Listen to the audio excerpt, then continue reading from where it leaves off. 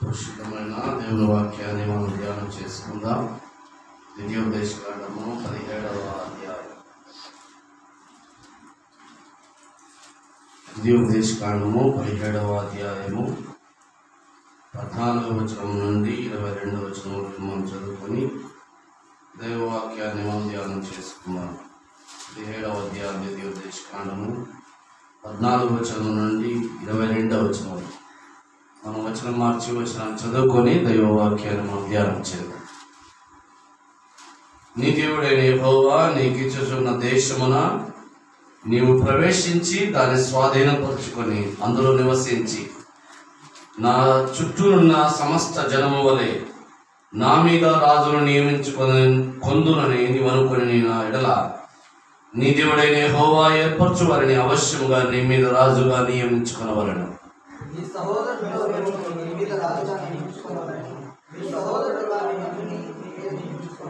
అతడు గుర్రములను విస్తారముగా సంపాదించుకొనవలదు.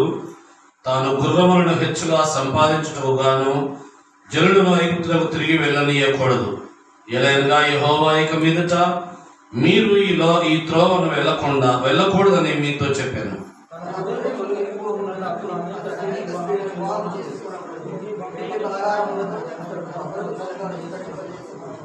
మరియు అతడు రాజ్య సింహాసనముందు ఆసీనుడైన తరువాత లేవీయులైన యాజకుల స్వాధీనంలో ఉన్న గ్రంథమును చూచి ఆ ధర్మశాస్త్రమునకు ఒక ప్రతిని తన కొరకు రాసుకొనవలెను.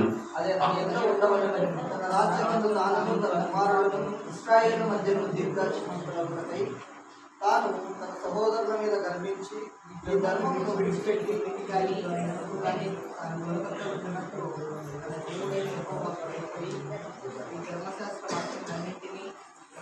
అనుసరించి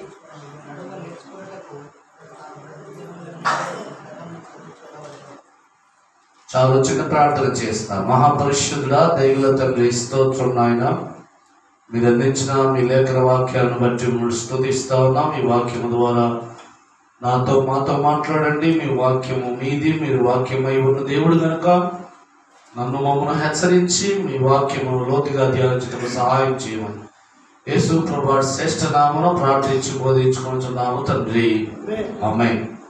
పరిశుద్ధ లేఖన వాక్యాల్లో మనం చదువుకున్నటువంటి వాక్య భాగంలో దేవుడైన యెహోవా ఇశ్రాయేలు ప్రజలను హెచ్చరిస్తున్నటువంటి ఓ ప్రాముఖ్యమైన సంగతిని మనం చదువుకున్నాం. ఏమన్నాడు ఆయన? నేను మీ పితరులకు వాగ్దానం చేసినటువంటి నిత్యమైన దేశము కనాను దేశాన్ని మీరు స్వాతంత్రించుకొని ఉన్నారు. ఆ దేశంలో మీరు నివసించి ఇరుగు పొరుగు దేశాలకు ఉన్నట్టుగా మాకు కూడా ఒక రాజు ఉండాలి అని మీరు అనుకున్నప్పుడు ఆ రాజు ఎట్లుండాలో కొన్ని లక్షణాలు ఇక్కడ తెలియజేసి ఉన్నారు. ఆ రాజు మీరు నియమించుకోవాలనుకున్నటువంటి రాజు, మీరు ఏర్పరచుకోవాలనుకున్నటువంటి రాజు మీ మీద పరిపాలకుడుగా మిమ్మల్ని మరి సరైనటువంటి మార్గంలో నడిపించేటువంటి ఓ మంచి నాయకుడు మీ మీద ఉండాలని మీరు అనుకున్నప్పుడు ఆయనకు ఎటువంటి గుణ లక్షణాలు ఉండాలి, ఆయన ఎటువంటి వాడై ఉండాలనే ఓ ప్రాముఖ్యమైనటువంటి విషయాన్ని ఇక్కడ దేవుడైన యెహోవా తన సేవకుడైన మోషే ద్వారా ఇక్కడ సెలవిస్తున్నటువంటి సంగతిని మనం జ్ఞాపకం చేసుకుంటున్నాం. మొట్టమొదటిగా మనం చదువుకున్నటువంటి వాక్య భాగంలో 15వ వచనంలో నీ సహోదరులలోనే ఒకరిని నీ మీద రాజుగా నియమించుకొనవలెను. నీ సహోదరుడు కాని అన్యుని నీ మీద నియమించుకొనకూడదు.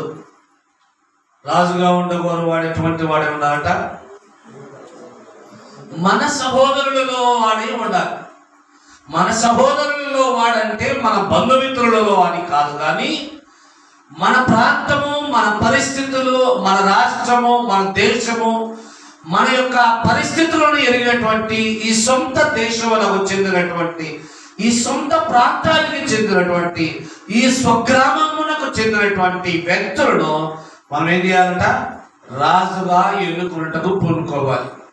అలా కాకుండా ఎవరినో ఇతర దేశీయులను, ఇతర ప్రాంతపు వారిని, ఎక్కడో పుట్టినటువంటి వారిని, ఎక్కడో పెరిగినటువంటి వారిని మన మీద రాజుగా చేసుకున్నాం అనుకో, ఇదిగో మన మీద రాజుగా చేసుకున్నప్పుడు మన పరిస్థితులు, మన యొక్క స్థితిగతులు వాటి ఎరువక వారికి ఇష్టం వచ్చినటువంటి శాస్త్రం చేసుకుంటూ వాడు వెళ్ళిపోతాడు అనమాట. తద్వారా ప్రజలకు చాలా తీవ్రమైనటువంటి ఇబ్బంది కలుగుతుంది. కనుక రాజుగా ఎన్నుకొనగోరు వాడు, రాజుగా నియమించుకొనగోరు వాడు ఎటువంటి వాడే ఉండాలంట? మన సహోదరులలోని వాడే ఉండాలి. మన ప్రాంతానికి చెందిన వాడే, మన రాష్ట్రానికి చెందినటువంటి వాడే, మన యొక్క స్వదేశములకు చెందినటువంటి వాడే ఉండాలని దేవుని వాక్యం ద్వారా మనం తెలుసుకుంటూ ఉన్నాం. కనుక ఆ ఇశ్రాయేలు వారిని ప్రభు హెచ్చరించినటువంటి సంగతి ఏమిటంటే, మీరు ఎప్పుడు కూడా మీ మీద ఎప్పుడైనా మీకు ఆలోచన రావచ్చు, నేడు నా ప్రవక్తలు మిమ్మల్ని న్యాయాధిపతులుగా ఉండి ఏళ్తా ఉన్నారు, అయినా మీరు ఒక రోజు అనుకోవచ్చు ఆ దేశానికి రాజు ఉన్నాడు, ఈ దేశానికి రాజు ఉన్నాడు, కాబట్టి మాకు కూడా ఒక రాజు ఉంటే బాగుంటుందని మీరు కూడా అనుకోవచ్చు. కనుక మీ మీద ఎవరైనా రాజుగా నియమించుకోవాలి. ఒక వ్యక్తి మన మీద రాజ్య పరిపాలన చేయాలి. ఒక వ్యక్తి మనకు నాయకుడుగా ఉండాలి. ఒక వ్యక్తి మనల్ని నడిపించే మంచి నాయకుడు మనకు కావాలని మీరు అనుకున్నప్పుడు, ఇదిగో మీరు ఈ లక్షణాలు కలిగి ఉన్న వారిని, ఈ పరిస్థితుల గుండా వెళ్ళే వారిని, ఈ యొక్క గుణలక్షణమైనటువంటి వారిని మీరు రాజుగా ఎన్నుకోమని దేవుని వాక్యం మనకు సెలవిస్తూ ఉంది. కనుక ఇశ్రాయేలు ప్రజలతో ప్రభు అంటున్నటువంటి మాట ఏమిటంటే, మీ సొంత సహోదరులలో ఒకరిని నాయకునిగా మీరు ఎన్నుకోనండి, మీ సొంత సహోదరులలో ఒకరిని రాజుగా మీరు నియమించుకోవాలి. బయట వారిని కాదు, ఇతర వ్యక్తులను కాదు, మరి ఇంకా వేరే ప్రాంతాలకు చెందినటువంటి వారు కాదు, కానీ మన సొంత ప్రదేశములకు, సొంత దేశములకు, సొంత పరిస్థితులు అర్థం చేసుకునే వారిని మనం రాజుగా ఎన్నుకోవాలని దేవుని వాక్యం సెలవిస్తూ ఉంది. ఇంకా ముందుకు మనం వెళ్ళినట్టయితే, అతడు గుర్రములను విస్తారముగా సంపాదించుకొనకూడదు, తాను గుర్రములను హెచ్చుగా సంపాదించుటకు గాను జనులను ఏం చేస్తాడు? మళ్ళా ఇప్పటికి కూడా ఐగుప్తు గుర్రాలు చాలా ఫేమస్. అవి చాలా అత్యంత వేగవంతంగా పరిగెత్తాయంట. ఇప్పటికి కూడా ప్రపంచ దేశాల్లో చాలా మంది ఆ ఐగుప్తు దేశపు గుర్రములనే దిగుమతి చేసుకుంటూ ఉంటారు ఈనాటికి కూడా. అందుచేత దేవుడు యెహోవా సెలవిచ్చినటువంటి మాట ఏమిటంటే, ఇదిగో మీరు మీ మీద నియమించుకున్న మీ నాయకుడు గుర్రములను హెచ్చుగా సంపాదించుకునేటకు ప్రయత్నం చేయకూడదు. ఎందుకు గుర్రములను హెచ్చుగా సంపాదించుకునేటకు పని చేయకూడదంట? ఎందుకంటే ఆ గుర్రముల కొరకు ప్రజలను తిరిగి ఐగుప్తులకు పంపుతాడు. కాబట్టి మీరు గుర్రములను హెచ్చుగా సంపాదించుకొని వారిని రాజుగా నియమించుకోకూడదు అన్నాడు. రెండవ సంగతి మనం జ్ఞాపకం చేసుకున్నట్లయితే 17వ వచనం, తన హృదయము తొలగిపోకుండానట్లు అతడు అనేక స్త్రీలను ఏం చేసుకోకూడదు? రాజుగా ఉండబోరు వాడు అనేక స్త్రీలను ఏం చేసుకోకూడదట? వివాహం చేసుకోనకూడదు. వాడు ఏకపత్ని వ్రతుడై ఉండాలి, ఒక్క భార్యని కలిగి ఉన్నవాడై ఉండాలి. చూడండి, సొలొమోను మనం జ్ఞాపకం చేసుకున్నట్టయితే, సొలొమోను 700 మంది రాజకుమార్తెలను కాకుండా 300 మంది ఉపపత్నులను కూడా కలిగి ఉన్నాడంట. అందుచేత ఏమైంది? అతని హృదయము ఏమైందంట? చూడండి, మొదటి రాజుల గ్రంథం, రాజుల మొదటి గ్రంథము, అతని హృదయాన్ని 11వ అధ్యాయం, రాజుల మొదటి గ్రంథం 11వ అధ్యాయము 2-4 వచనాలు. కామాతురత గలవాడై వారిని ఉంచుకొని వచ్చాను. అతనికి 700 మంది రాజకుమార్తెలైన భార్యలను 300 మంది ఉపపత్నులు కలిగి ఉండిరి. అతని భార్యలు అతని హృదయమును ఏం చేశారట? తిప్పివేసినారు. ఎందుకు తిప్పివేయడం అంటే అది సాధారణమైనటువంటి విషయం కాదు, మనం మాటలో చదువుకున్నంత ఈజీ అయినటువంటి పని కాదు. రాజు హృదయము త్రిప్పివేయబడిందంటే దాని అర్థమేమి? దేశ ప్రజలందరి హృదయాలు కూడా తిప్పివేయబడ్డట్టే. అతని అతనికి అనేక మంది భార్యలు ఉండటం వలన అతని హృదయాన్ని అతని భార్యలు ఏం చేశారంట, తిప్పేశారంట. ఇప్పుడు ఉదాహరణ చూసుకోండి, ప్రజలకు ఉపయోగపడే ఒక మంచి శాస్త్రాన్ని రాజు తీసుకొచ్చాడు అనుకో, ప్రజలందరికీ ఉపయోగపడేటువంటి, ప్రజలందరికీ మేలు జరిగేటువంటి ఓ మంచి శాస్త్రాన్ని రాజు తీసుకొచ్చాడు అనుకో. ఈ యొక్క శాసనము, ఈ ప్రజలందరికీ ఉపయోగపడే ఈ శాసనము రాజు యొక్క ఒక 4 భార్యలకు నచ్చలేదు. ఏమైపోతుంది అప్పుడు? అతని భార్యలు అతని హృదయాన్ని ఏం చేస్తారు, తిప్పేస్తారు. అది ప్రజా ఉపయోగకరమైన శాసనములైనా, అవి ప్రజా ఉపయోగకరమైనటువంటి చట్టాలైనా వీరి మాట విని రాజు ఏం చేస్తాడు, ఆ చట్టాలనే మార్చేస్తాడు. ఇలా మార్చినటువంటి వాళ్ళు కూడా, భార్యల మాట విని శాసనములను మార్చిన వాళ్ళు కూడా చాలా మంది బైబిల్ గ్రంథంలోనే ఉన్నారు. వాటిని కూడా మనం ధ్యానం చేయొచ్చు. కాబట్టి మనకు రాజుగా, నాయకునిగా, మన మీద మనల్ని సరైన మార్గంలో నడిపించే మంచి నాయకుని మనం ఎన్నుకోవాలనుకున్నప్పుడు అతడు అనేక మంది స్త్రీలను వివాహము చేసుకొని ఉండకూడదు. ఎందుకంటే అతని భార్యలు అతని హృదయాన్ని ఏం చేస్తారు, తిప్పేస్తారు. ఇదిగో ప్రభుత్వ ధరణిని, ప్రభుత్వ ఖజానాలకు వచ్చేటువంటి డబ్బులంతా ఇదిగో తమ స్వలాభాల కొరకు వాడుకునేటువంటి ప్రమాదం ఉంది. ఎందుకంటే ఈ సొలొమోను చూడండి, 1000 మంది భార్యలు అంటే ఒక్కొక్కరికి ఒక ఇల్లు కట్టించినా కూడా ప్రజాధనం అంతా ఏమైపోతుంది, వ్యర్థమైపోతుంది. అందుచేత మనము రాజుగా ఎన్నుకున్నటువంటి వ్యక్తికి ఏముండకూడదంటే అనేక మంది స్త్రీలను వాడు వివాహం చేసుకొని ఉండకూడదు. ఎందుకంటే వాడు ప్రజా ప్రయోజనకరమైన శాసనాలను తయారు చేయలేడు, ప్రజా ఉపయోగకరమైన కార్యములను వారు జరిగించలేడు, వారు ప్రజలందరికీ మేలుకరముగా జీవించలేరు. తద్వారా ప్రజాధనమే వృధా అవుతుంది తప్ప ప్రజాధనాన్ని వాడు కాపాడలేడనే సంగతి ప్రభు అయిన యెహోవా ప్రజలకు, ఇశ్రాయేలీయులకు గుర్తు చేస్తా ఉన్నాడు. కాబట్టి రాజుగా ఎన్నుకొనగోరు వాడు ఎటువంటి వాడే ఉన్నాడట, దేవుడు ఏర్పరచుకున్న వాడే. నీ సహోదరులలో ఒకటి ఏర్పరచుకోవాలి. మొట్టమొదట మన సహోదరుడు, మన సొంత సహోదరులలో ఒకటి ఏర్పరచుకోవాలి. రెండవది, అతడు అనేక మంది స్త్రీలను వివాహం చేసుకొని ఉండకూడదు. ఏకపత్ని వ్రతుడై ఉన్న ఒక్క భార్యనే కలిగి ఉన్నవాడై ఉండాలి. మూడవది చూడండి, మూడవది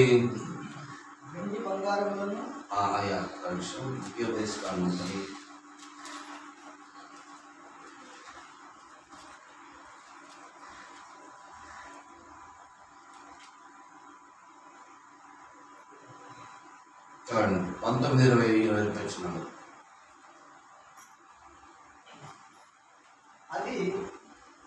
అది అతనితో ఉండవలను, తన రాజ్యమందు తాను తన కుమారుడును ఇశ్రాయేలు మధ్యను దీర్ఘాయుష్మంతులగుటకై తాను తన సహోదరుల మీద గర్వించి ఈ ధర్మమును విడిచిపెట్టి కుడికి గాని ఎడమకు గాని తొలగయుడనట్లు తన దేవుడైన యెహోవాకు భయపడి ఈ ధర్మశాస్త్ర వాక్యములన్నిటినీ, ఈ కట్టడలను అనుసరించి నడువ నేర్చుకొనుటకు అతడు తాను బ్రతుకు దినములన్నిటను ఆ గ్రంథమును ఏం చేయాలా, చదువుతూ ఉండాలి. ఇశ్రాయేలుకు దేవుడు ఆజ్ఞాపిస్తున్నటువంటి మాట.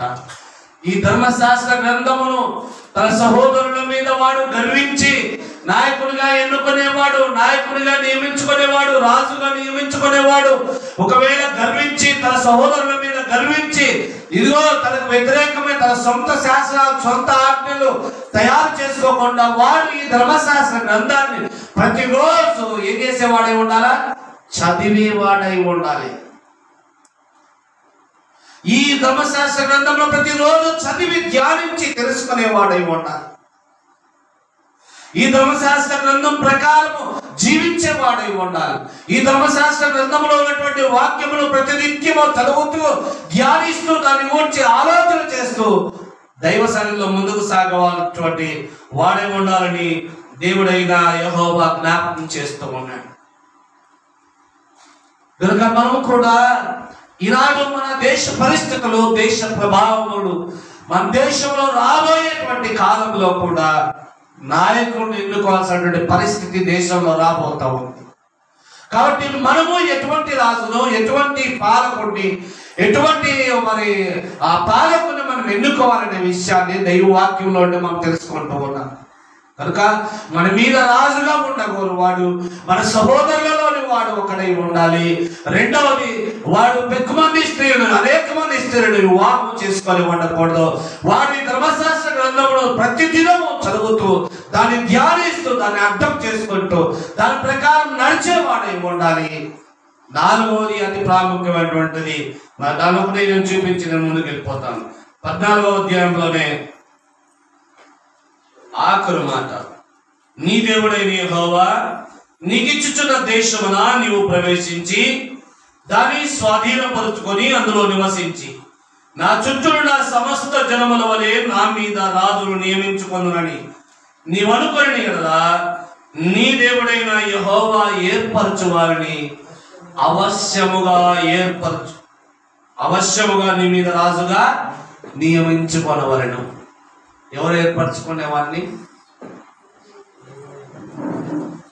దేవుడు ఏర్పరచుకున్న వారిని నియమించాలి. దేవుడు ఏర్పరచుకున్న వాడు ఎక్కడి నుంచి వస్తాడయ్యా? దేవుడే స్వయంగా ఈ వ్యక్తిని ఎన్నుకో, ఈ వ్యక్తిని పెట్టుకో, ఈ వ్యక్తిని నీ మీద రాజుగా ఎన్నుకుంటే బాగుంటుంది అని ఆయన చెప్పడు కదా. ఆ సంగతి మనకు ఎలాగో తెలుస్తుంది?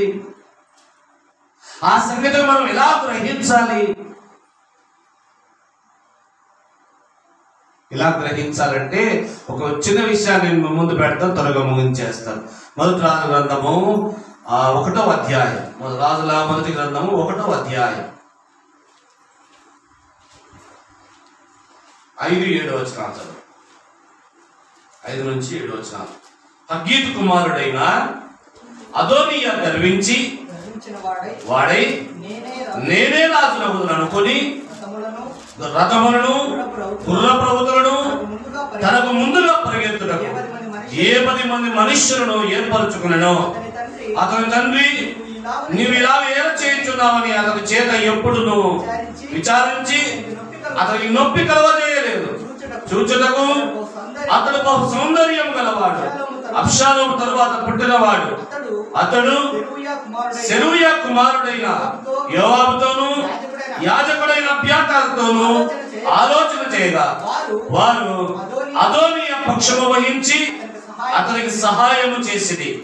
కానీ చాలు, అతన్ని రాజుగా చేసి ఈ అదోనియా అనేవాడు దావీదు యొక్క ఒక కుమారుడు. దావీదు వృద్ధాప్యం పొందున్నాడు, మరణ పడక మీద ఆయన సిద్ధంగా ఉన్నాడు. అందుచేత ఈ అదోనియా అనేవాడు ఏం చేశాడంటే తన కొరకు ఒక 50 మంది మనుషులను ఏర్పాటు చేసుకొని రథాలు గుర్రాలు ఏర్పాటు చేసి నేనే రాజుల వదలు అనుకొని వీడేం చేస్తా ఉన్నాడంటే రాజుల కొరికి న్యాయ విచారణ కొరకు వచ్చే వాళ్ళందరినీ ఈ 50 మంది చేత తన దగ్గరికి పట్టుకొచ్చుకొని తన దగ్గర నిలబెట్టి తానే తీర్పు తీర్చడం మొదలు పెట్టాడు అనమాట. తానే అదోనియా అనేవాడు తానే ఒక రాజ సంస్థానాన్ని నడిపే ఒక గొప్ప స్థితికి చేరుకున్నాడు. రాజు దావీదు ఎంత మాత్రం వాడిని మందలించలేదు, వాడి గురించి విచారించలేదు, వాడిని నొప్పి పెట్టలేదు అనే సంగతి మనం చదువుకున్నాం. కాబట్టి వీడు అదోనియా అనేవాడు తనంతట అనుకున్నాడు. ఏమనుకున్నాడు? తనంతట తానేమనుకున్నాడు అంటే నా తండ్రి తరువాత నేనే రాజునవుతాను అని అనుకున్నాడు. తనంతట తానే. తన తండ్రి తనతో అనలేదు నీవు రాజు అగుదు అని. దేవుడు తనకు వాగ్దానం చేయలేదు తాను రాజు అవుతాడని. దేశ ప్రజలలో ఎవరు వాడిని కోరుకోలేదు రాజుగా ఉండాలని. వాడే స్వయంగా తనంతట తాను ఆలోచన చేసి తనంతట తాను ఊహించుకొని తన కొరకు రథాలు ఏర్పాటు చేసి గుర్రాలు ఏర్పాటు చేసి తనకు చేజారు కొట్టి 50 మందిని ఏర్పాటు చేసుకొని రాజుల కొరకు న్యాయం కొరకు వెళ్ళే వారిని బలవంతంగా పట్టుకొని తన దగ్గరకు నిలబెట్టి తీర్పు తీరుస్తూ తాను రాజు అవుతారని విరవిగుతా ఉన్నాడు. ఈ పరిస్థితి ఎంత యాజకుడైన సాదోకునకు తెలిసింది. సాదోకు ఏం చేశాడంటే అబీగయీలను సొలొమోను తల్లిని పిలుచుకొని ఇక్కడ చాలా రాజకీయం జరిగింది, ఇదంతా చెప్ప సమయించాలి. మనము క్లుప్తంగా ధ్యానించి ముందుకు వెళ్ళిపో 1వ అధ్యాయంలోనే 46-47 వచనాలు. మరియు సొలొమోను రాజ్యాసనము మీద ఆసీనుడై ఉన్నాడు. అందుకై రాజు సేవకులు తన ఏలినవాడును రాజునకు దావీదుకు కృతజ్ఞతలు చెల్లింపవచ్చి నీకు కలిగిన ఖ్యాతి కంటే సొలొమోనునకు ఎక్కువైన ఖ్యాతి కలుగునట్లు నీ రాజ్యము కంటే అతని రాజ్యము ఘనముగా ఉండునట్లు దేవుడు దయచేయునుగాక అని చెప్పగా రాజు మంచం మీద సాగిలపడి నమస్కారము చేసి ఇతడు నేను సజీవుడనై ఉండగా ఈ దినమున జరిగినట్లు నా సింహాసనం మీద ఆసీనుడగుటకు ఇశ్రాయేలు దేవుడైన యెహోవా ఒకని నాకు దయచేసినందుకు ఆయనకు స్తోత్రము కలుగునుగాక అని దావీదు పలుకుతూ ఉన్నాడు. అదోనియా అనేవాడు ఏం చేశాడు? దావీదు కొడుకే వాడు కూడా. అదోనియా అనేవాడు, సొలొమోను కూడా దావీదు కొడుకే. అయితే దావీదు యొక్క ఇష్టము సొలొమోను రాజుగా చేయాలి అనేది దావీదు యొక్క ఇష్టము. అంత మాత్రమే కాదు, దావీదు ఏమంటున్నా అంటే నేను నా రాజ్యము కంటే ఘనమైన రాజ్యముగా ఎంచబడినట్టుగా, నేను స్థిరపరిచిన రాజ్యము కంటే మన శ్రేష్టమైన రాజ్యముగా ఉన్నట్టుగా, ఇదిగో నా ప్రజల మీద రాజుగా ఉన్నట్టుకు దేవుడు దయచేసిన ఈ కుమారుని బట్టి దేవునికే కృతజ్ఞతాస్తుతులని చెల్లిస్తూ ఉన్నాడు. గమనించండి, ఇప్పుడు రాజుకు వాడు ఎవరు ఏర్పాటు చేసుకున్నాడు? దేవుడు ఆనాడే సొలొమోనును రాజుగా ఏర్పరచుకొని ఉన్నాడు. రాజులైన దావీదులకు కూడా సొలొమోనును రాజుగా చేయుట ఇష్టము గాని అదోనియా అనే వాడిని రాజుగా చేయుట దావీదులకు కూడా ఇష్టము లేదు. అందుచేత రాజుగా ఉండగోరు వాడు దేవుడేలా ఏర్పరచుకొని ఉంటాడయ్యా అంటే వాడు తన కొరకు ప్రజలను ఏర్పరచుకోడు, రథములను కూర్చుకొనడు. వాడు తన కొరకు జేజేలు పలికే మనుషులను ఏర్పరచుకోడు. వాడు దేవునిలో నుండి పుట్టి పెద్దల అంగీకారముతోను దేశ ప్రజలందరి అంగీకారముతోను దేవుని యొక్క సింహాసనాన్ని, రాజ్యపు సింహాసనాన్ని వారు అధిష్ఠిస్తారు. కాబట్టి దేశ ప్రజలలో అనేక మంది కోరుకుంటున్నటువంటి వ్యక్తి, దేశ ప్రజలలో ఎక్కువ మంది కోరుకుంటున్నటువంటి వ్యక్తి, వారిలో పెద్దలు, అధికమైనటువంటి వృద్ధాప్యం ముందు ఉన్నటువంటి పెద్దలు ఎవరైతే ఉన్నారో, మేధావులు ఎవరైతే ఉన్నారో వారు అత్యధికంగా కోరుకున్నటువంటి వ్యక్తినే దేవుడు ఏర్పరచుకున్న వ్యక్తిగా మనం భావించాలి. కాబట్టి కొందరు యాజక ధర్మం నిర్వర్తించేవారు అదోనియా అనే వారిని కూడా సహాయం చేశారు. అయినా వాడు రాజు కాలేకపోయాడు. ఎందుకంటే దేవుడి దృష్టిలో వాడు రాజుగా నియమింపబడి ఉండలేదు. అందుచేత మనము రాజుగా నియమించుకున్న వాడు దేవుడు ఏర్పరచుకున్నవాడై ఉండాలని దేవుని వాక్యం సెలవిస్తా ఉంది. ఆ దేవుడు ఎలాగే ఏర్పరచుకుని ఉంటాడయ్యా అంటే వాడు అనేకులకు ఇష్టడుగా ఉంటాడు, వారి పెద్దలలో అనేకులకు ఇష్టడుగా ఉంటాడు, మేధావులకు నచ్చేవాడుగా ఉంటాడు, దేశ ప్రజలందరి మన్నన పొందేవాడుగా ఉంటాడు, పేదల యొక్క అంగీకారాన్ని పొందేవాడుగా ఉంటాడు, దేశ ప్రజలందరూ వారిని చూచి గర్వించే విధంగా ఉంటాడు, దేశ ప్రజలందరూ తన మీద ఆశ పెట్టుకునే వారుగా ఉంటాడు. అటువంటి వ్యక్తి రాజుగా నియమించుకుంటాడు. అటువంటి వ్యక్తిని రాజు ఎన్నుకున్న రాజుగా మనం గుర్తించుకోవచ్చు, దేవుడు ఎన్నుకున్న రాజుగా మనం గుర్తించుకోవచ్చు. కాబట్టి మన మీద రాజుగా, నాయకునిగా నియమించుకున్న ఓరువాడు 4 ముఖ్యమైన లక్షణాలను జ్ఞాపకం చేసుకున్నాం. 1, మన సహోదరులలోని వాడై ఉండాలి. 2, అనేక మంది స్త్రీలను వివాహము చేసుకున్న వాడై ఉండకూడదు.